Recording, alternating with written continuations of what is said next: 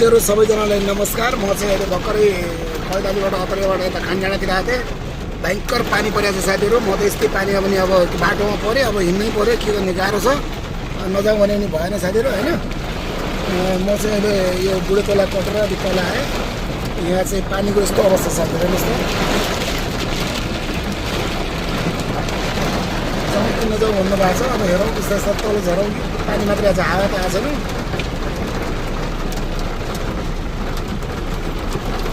3-4 दिनदेखि लास्टै गर्मी थियो, आज चाहिँ यस्तो पानी परेको छ साथीहरू।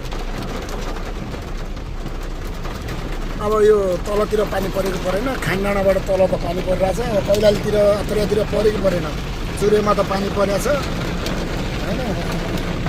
उता हावाहुरीमा चलेको छ, के छ यहाँ रिक्सा त पानी परेर नहिँड्नु पर्ने, हिँडिहालेछ उताबाट। अब बाटोमा परेछ है।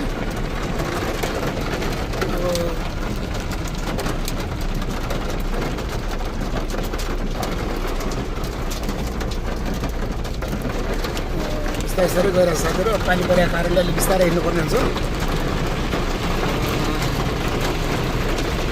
उता कैलालीतिर पनि पऱ्यो भने त चिसो हुन्छ नि त, आरामले उता पनि पऱ्यो भने त कैलालीतिर पनि चिसो हुन्छ। हावाहुरी अलिकति रिक्स त रिक्स छ।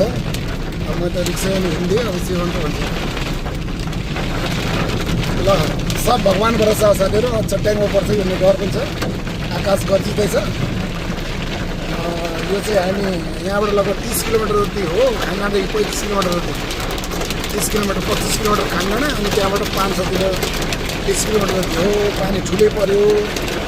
अब हेरौँ सकिएछ भने जानुपर्छ, होइन भने यसै साइडमा लगाएर कतै बस्नु पर्ला होइन त साथीहरू। ल बाँकी कुरा भगवान्ले जे गर्छ गर्छ।